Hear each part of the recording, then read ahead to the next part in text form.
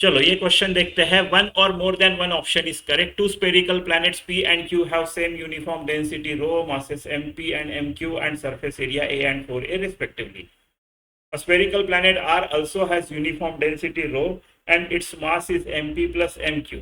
The escape velocities from the planets P, Q and R are VP, VQ, VR respectively. Then कौन सा बड़ा है कौन सा छोटा है, और इनके रेशियोज भी है, दो ऑप्शन ऐसे है। ठीक है, तो देखते हैं। देखो escape velocity in general P का अगर पकड़ू मैं फॉर एग्जांपल, तो वो क्या आएगा 2g mass of planet P upon radius of planet P, ऐसा आएगा। ठीक है, ऐसा आएगा। तो मुझे मास और रेडियस में इंटरेस्ट है, तीनों का उनका क्या रिलेशन है उससे निकाल देता हूं मैं। तो मुझे दिया क्या है, सरफेस एरिया 4a है, राइट। तो सरफेस एरिया ऑफ क्यू जो है वो क्या आएगा, 4 times surface area of P, यानी 4 पाई आर पी का स्क्वायर, ऐसे आएगा। ठीक है, ऐसे आएगा। मैं एरिया ऑफ क्यू को ऐसे लिख सकता हूं, 4 पाई 2 टाइम्स आर पी का स्क्वायर। ये 4 इधर से इधर लेके गया, ऐसे हो लिया। 4 पाई आर स्क्वायर फॉर्मूला होता है। इसका मतलब मेरा radius of Q planet is 2 times radius of our planet. बोल सकता हूं मैं ऐसे, कोई प्रॉब्लम नहीं है ना। ये बोल सकते हैं, कोई समस्या नहीं है। इससे मेरे को मास मिल जाएगा, डेंसिटी सेम है उसकी, उनका डेंसिटी सेम है ना। तो इसके हिसाब से रो into 4/3 pi 2 times are P का क्यूब, 4/3 पाई आर क्यूब, ये मास ऑफ क्यू हो गया। अगर 4/3 पाई आरपी क्यूब देखो सिर्फ विदाउट 2 का क्यूब, तो वो मास ऑफ पी हो गया। यानी मास ऑफ क्यू जो है वो 8 टाइम्स मास ऑफ पी हो गया। मेरे को ये भी मिल गया, तो पी और क्यू का तो मैं इजीली निकाल सकता हूं, है ना। तो क्यू का जो एस्केप वेलोसिटी होगा वो होगा 2g_m_q, यानी 8 mp। सब पी के टर्म्स में निकालने वाला हूं मैं। और आर क्यू यानी 2rp, 2g_m_p_rp। ये क्या हो गया, root of this is VP. और ये 8/4, ये 4 बचा, 4 बाहर आके 2 बच गया, तो 2vp ऐसे लिख सकता हूं मैं। यानी V Q is greater than VP. A और बी दोनों में वही बोल रहे हैं, तो कुछ खास फायदा हुआ नहीं।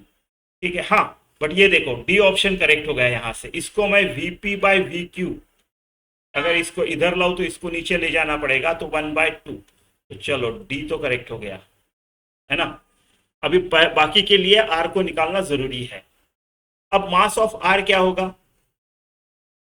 P plus Q, P plus 8q, 8p, 9 mass of P, right. ये 8 और वो 1, 9।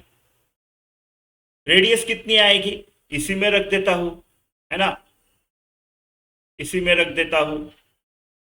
तो रो इंटू 4/3 पाई आर का क्यूब, ये हो गया mass of R, is equal to 9 times rho 4/3 pi R P का क्यूब।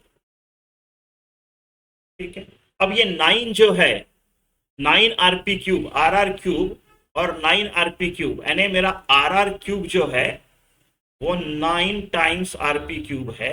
या फिर मैं बोलू आर जो है वो cube root of 9 times RP है।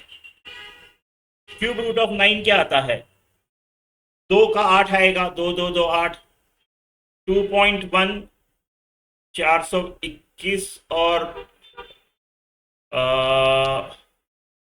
4 2.2 टाइप कुछ लग रहा है, 2.15 2.2 टाइप कुछ लग रहा है ना। तो 2.2 पकड़ लो, तो दैट इज 2.2 अप्रोक्सीमेटली। 2.2 थोड़ा अप्रोक्सीमेट, अपने को सिर्फ ग्रेटर लेसर चाहिए, है ना, ग्रेटर लेसर चाहिए। सो RR/RP इज 2.2। अच्छा, मतलब ये भी है, हाँ ये भी है, मैं भी उसी को करने वाला था। तो अभी मैं देखता हूं वी आर कितना आता है। So V R is √2g 9 times mass of planet P, और ये 2.2 कुछ आया है आर पी, फिर से 2 जी एम पी, ये वाला हो गया मेरा वी पी, राइट। और इंटू 9/2 का, 9/2.2 का रूट, 9/2.2 कितना आएगा?